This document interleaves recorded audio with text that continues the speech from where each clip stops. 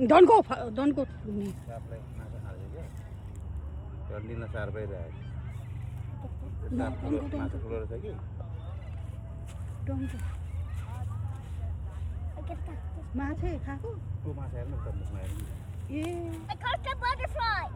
यो तिमी खास आमामा सानो रहन्छ है माछा पनि यत्रो साफ छ मुखमा हालेर घाँटीमा हालेर लिन रिसायो रिसायो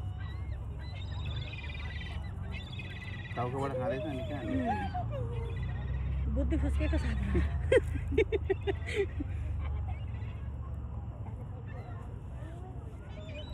लिएर जाँदैछ लिएर गयो ठुलै साप हो नि है यसको त पोइजन यहाँ त पोइजन छैन साप See, he's swimming.